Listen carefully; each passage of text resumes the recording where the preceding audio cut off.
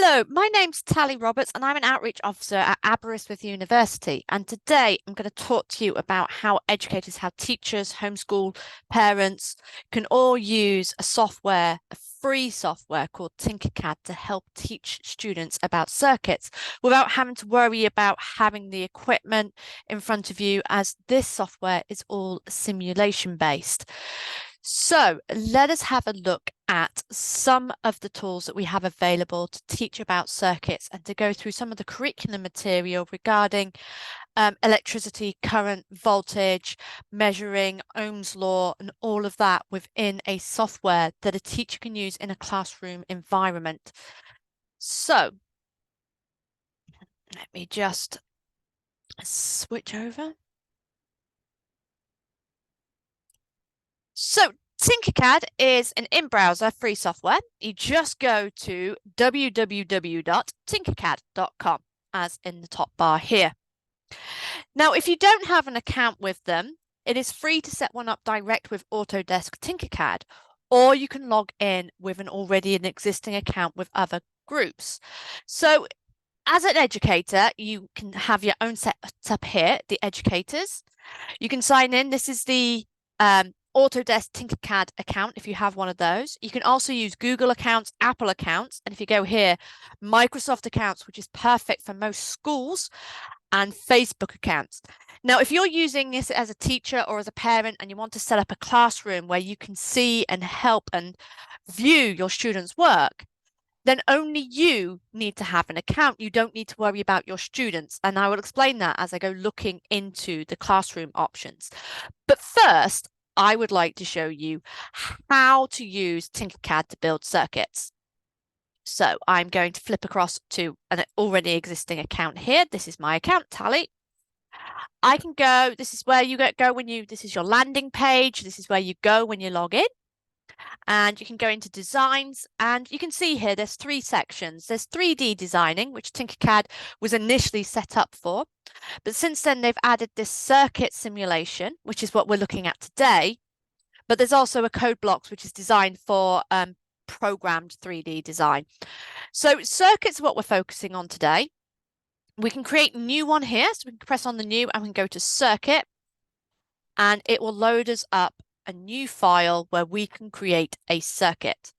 Now you can see it's popped up here that I can discover pre-made circuits that we can use, have already been put together, that you can use as a basis for a lesson, or you can put your own together. So if we have a look here, this is the main component list. If I switch it to all components, you can see here that we have resistors, capacitors, diodes. We have your different types of switches and buttons. We have sensors. We have lots of different sensors, keypads, switches. We have light bulbs, neomatrixes, neopixels. We have lots of different things. You've got your motors, anything you could think of to put together sort of like an electronics project. And if you could scroll down, you'll also see that we have microcontrollers. So you can actually put in microbits and Arduinos, but I'll cover more about that in a separate video on our page about programming circuits in Tinkercad, which will be coming soon. Okay, so as you can see, as we scroll down here, a lot of these components are designed for electronics and are very advanced for what you would normally cover within sort of a Key Stage 2, Key Stage 3 GCSE science. But we do still have most of your standard electrical components. So let's put together a very basic circuit to show you how this software works. I am going to grab a battery. Let me go find the batteries again. I'm going to grab a 3-volt. I like the 3-volt battery. You can see here, I just clicked it and dragged it onto this workspace. I now have a battery. What I'm thinking of doing is putting in an LED. So I'm going to grab an LED. You could just use a standard light bulb if you wish to, but the LED has an extra teaching point on the fact that they require a lower current than this battery provides. So it introduces the whole idea of resistance if you wanted to at this point. These can be rotated. These components can be rotated to fit how you want them. You can rotate them around using up there. You can also flip a component. So for example, you want the anode and the cathode the other way around. We can flip it, and now they're the other way around. So let me put this how I would like it. So I'm going to put it this way around because then it matches up Check. Yep, that now matches up. So if I put that there. Now to draw the wires, because wires aren't in the component list, wires stuff is all up here. So if I just want a normal wire, that's great, but I could put alligator clip ones if I wanted to represent alligator cables. But I'm just going to stick to normal, and then you can choose what color your wires are, which is really important if you start to go into the more in-depth electronics where you're having lots of different things connected. So let's just grab for a black wire. And all I need to do is click on one of the terminals on the battery. That starts the wire. Now I've got this wire. Now I can click a path around, which will give me nice corners. And once I click it onto the next connector, there we go. My mouse is free. The wire is made. I can then select these joins and move them and adjust them to make them nice and neat if I wish to. Now, most of the time, if you give this to people just starting out, the easiest thing to do to produce a wire is to go, I want a wire from there and I want it to go to there and there. And I want it to go to there.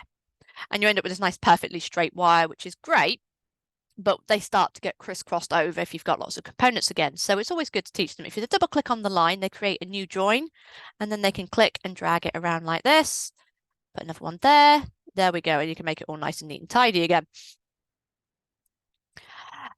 Now, the best thing about Tinkercad is that we can make these circuits and then we can test them without having to worry about components and whether we're going to damage them, without burning out a resistor or blowing a light bulb.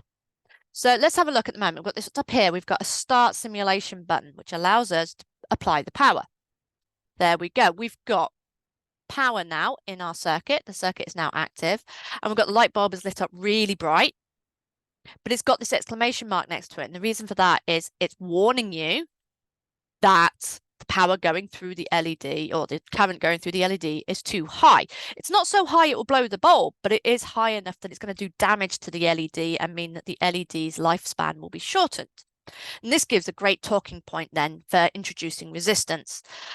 So, you know, the default resistor on here is 1 kilo ohms, which is more than suitable for demonstrating this. I'm just trying to locate it in the menu whilst I'm talking. There we go, it's at the very top. So what we can do is we can then demonstrate adding in one of these. Now, I should have said that if you drag something out in the menu, it automatically stops the simulator. But if you just want to move things around, you will need to stop the simulator by pressing the simulation button again, because you cannot make alterations to the circuit whilst the simulation is running. So if I do that, and you can get them to experiment, you can get them, do you put it after, before, which way is the electricity flowing? Why does it not make a difference where the resistor goes in the circuit? Let's start the simulation now. We now have the light. It's not as bright as it was, but we don't have any warnings anymore. I mean, we could reduce the resistance. You can see how bright they can make it before the warning comes up, or you could get them to work it out using voltage and current, using Ohm's law, because on here we do have the ability to include multimeters. They don't have individual voltmeters and ammeters, but what we have is a multimeter. And when you select a multimeter, you can choose which one it's doing. So we can have it as current, and then we can apply this. If I spin it round, we can connect this to the circuit to find out what the current is. So again, we can connect it like this, or we can connect it by clicking and pathing it like that. I'm very fussy about my wires. So there we go. We've got an ammeter now connected to the circuit, and we can then show what the current ampage is, which means that then we could also do the same thing with another multimeter. So if I stop the simulation, I'll get another multimeter and set this one to voltage. Perfect. I get it into the right way round for my wiring, and we can find out what the voltage is across the LED. Oops, there we go. Straighten up a bit. There we go. And now when I start the simulation, we will have, I'm being very, very picky about my circuit. We can then have both your current and your voltage readings, which allow us then to work out your resistance. You can go through Ohm's law. Or you could use this to demonstrate how the light bulbs or whatever components you're using affect the current when you have more of them in series, what happens when you put them into parallel. You can do all these things, and you don't have to worry about having the components. You don't have to worry about whether your batteries have enough charge in them. You don't need to worry about whether the bulbs have already been blown in a previous session. It's all in here, and it's all simulated. So nothing can get broken. So that is the basics for how to put your circuits together. This is just looking at your standard circuits. I mean, we could have used a standard light bulb, but that doesn't have the same conversation about the resistor, but it does have the conversation, and it's a good thing to use to practice the series, parallel, voltages, current, and resistance ideas. We could expand it later on. If you're confident to do it, you can add in the breadboards. So for GCSE, we can start introducing breadboards into circuits, we can start introducing microcontrollers and even programming. So if I, for example, was to go and grab a microcontroller, let's grab a microbit. Yes, the microbits are in here. We could have hooked up stuff to the microbit, and then we can code the microbit using a block language similar to make code, but not identical. They're quite different on the wording, and some of the functions are not the same. However, there is also the option to switch this to a text-based programming for Python. Same goes for if I get rid of that code a moment and delete my microbit. It's going to complain, telling me I'm getting rid of a microcontroller and put an Arduino in instead. We have a look at the code now. Again, we now have blocks for an Arduino programming, but we also have the ability of using Arduino C, which you can see down there. That's matching what's in the blocks. So in this case, they can program in the blocks and see what the text looks like, or you can do it purely in blocks, or you can do it purely in text. But you cannot switch back to blocks once you've opened it in text only. If I was now to try and switch back to blocks, I only have the default program. I would not have any of the changes that I made.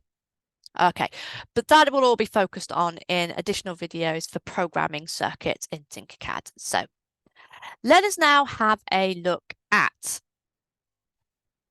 the classrooms. I was telling you about classrooms. It's easy to create a classroom. You just create a classroom. All you need is to give a name, which could be the name of the class, name of the subject, whatever designation you want to use for that classroom that you're setting up. You don't need to list grades in here. There are drop-down options so you can choose, but the bit that you do need is the name. So I have one that I've set up here. So when I log in now, my landing page on here for the Abbott Outreach account gives me all the classrooms that I have that I'm teaching. So you can see here, we have the Abbott Robotics Club for this year. That's an after-school club that we do online. It means that we can keep an eye on what they're doing when they're designing stuff, whether it's programming electronics or whether it's 3D designing their own robots. You can also see that I've used this for workshop days. So the EESW, we had people looking at how to 3D design. So that was put onto a classroom so I could help them. But I've got demo one here. And this is what you will see as a teacher. In my demo, you can set up seats. You can either send a link that can be directly connected to by an account, or you can set up seats, which means that then your students, whoever's joining the classroom, doesn't need to have an account. All they need is the link and a nickname that you assign them. So if I wanted to add a student, let's say we wanted to add someone, I don't know, let's just come up with a name here. We have a student called Seven Evans. Let's go for that. It will automatically create a nickname, but there's nothing to stop you shortening it to just a single name. So I can save that now.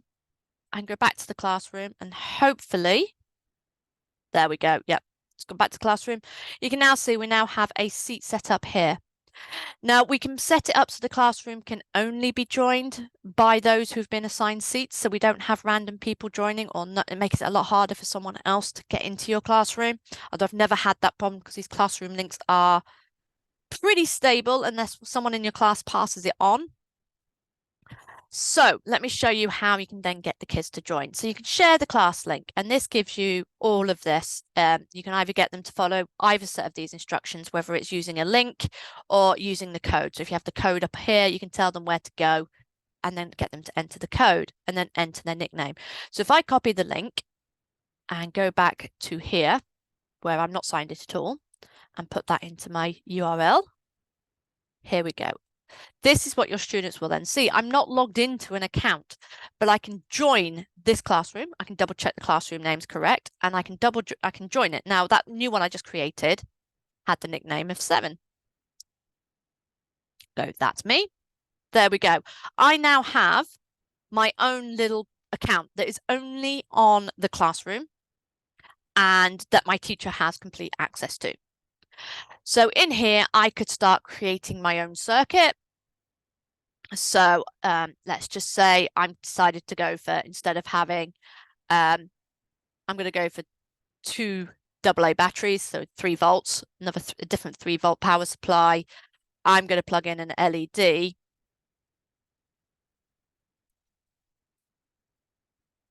And then I'm going to connect it to my 3-volt power supply. I'm going to start the simulation. My LED is going to blow up. The current is even higher in this circuit than it was with the 3-volt battery button. And I've actually blown up my LED. And now I'm going, sir, miss, I've got a problem.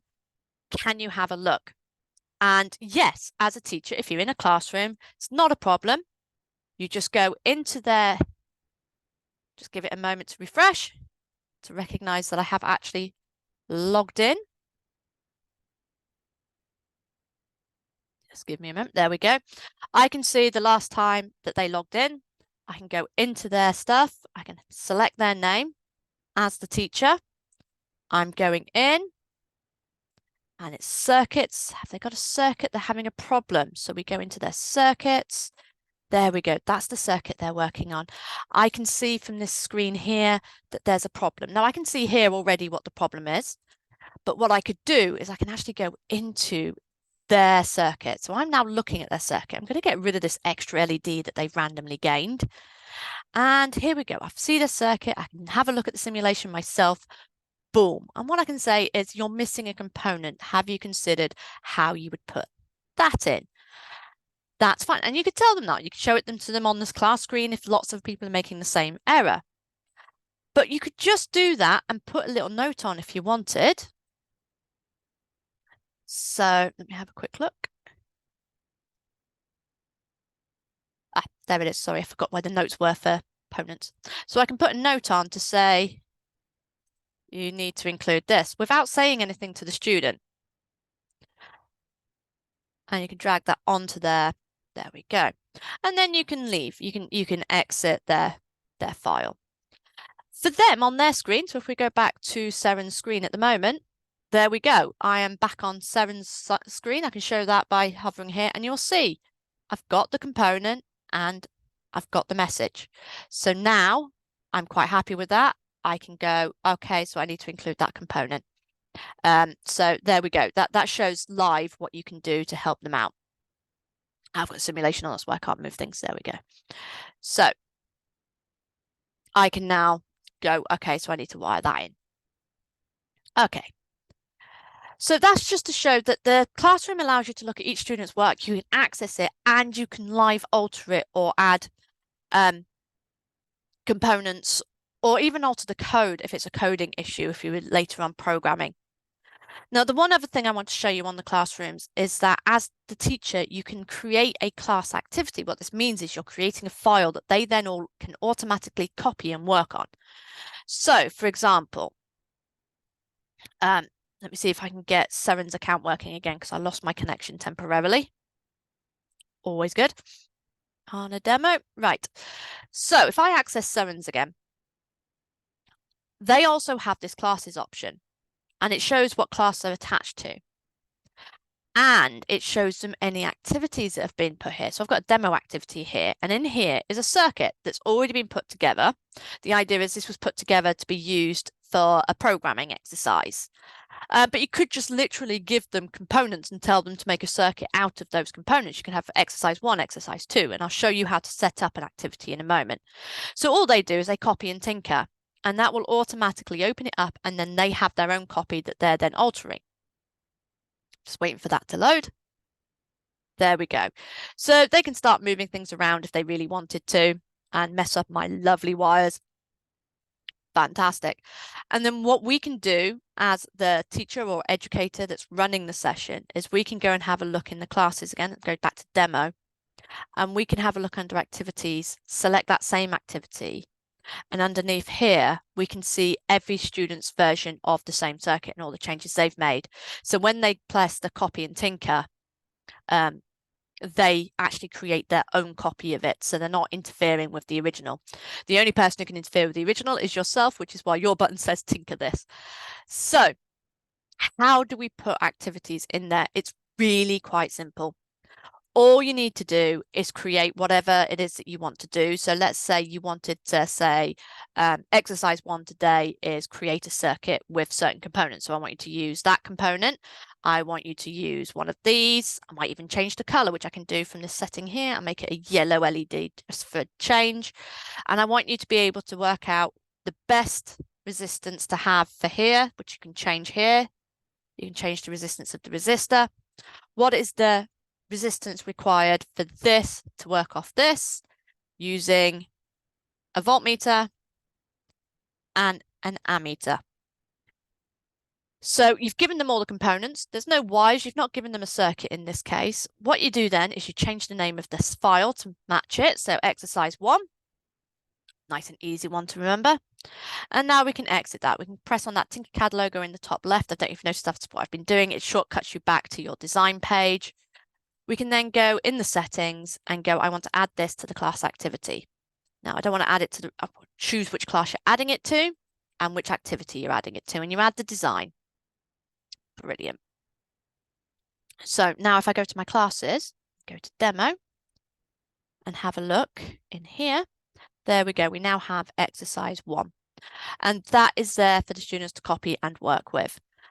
To create an activity folder to put these in, you go into here and you press new activity and you name the activity. So for example, our robotics club has multiple folders, with 4 folders now, depending on the topic, depending on the level that they're working at as well. You do have a chance to set up, as I say, a class roster, which means that only certain people can join. You can also print out to see who has joined. Now, the one main advantage of Tinkercad Classroom over MakeCode Classrooms, if you have used MakeCode Classrooms at all, Tinkercad Classrooms are open all the time. The teacher doesn't have to be online signed in for the students to access it. As long as they've got the code and know what their nickname is to take their seat in the classroom, they can continue working on this at home. You can have it go open all year for them to build a project or a term. You can have them build up on it and their work will be saved automatically into the classroom. This means that you can use it for homework as well as classwork. You can use it for club projects. It opens it up to a lot more flexibility than a MakeCode Classroom that's only open whilst the teacher's logged in. Does mean that obviously if your students do share the link, you might need to consider occasionally changing the class link, which you can do in the class settings. If I show you in the class settings here, you can, well, this is where you can delete the classroom. My apologies. I do know there is a way. I'm just trying to double check if I can find it. That's always good. Here we go. Generate new code. It's in the link details. So you've got to generate new code. So if you are concerned that a code's been shared with someone outside the school, outside the class, who shouldn't have access to that particular area, change the code and remind your students not to share it. Okay, I think that pretty much covers how to use Tinkercad to design circuits and also how to use Tinkercad Classrooms. If you do have any further questions at all, please, you can contact me directly by email at nar25@aber.ac.uk if you have any questions or queries about the software or would like some additional support. You can also visit our website, which is possibly where you found this video, which is fbaps-outreach-hub.dcs.aber.ac.uk. There's also a QR code on your screen at the moment on the right, which will direct you straight there. There you will find additional resources to go alongside this video, class packs, exercises, online activities. Have a look, and if there's anything missing or if you think something needs a little bit more explanation, again, please contact me. All feedback is welcome. So thank you so much for watching. I really do hope this has helped boost your confidence to use this fantastic tool in your classroom. Thank you very much.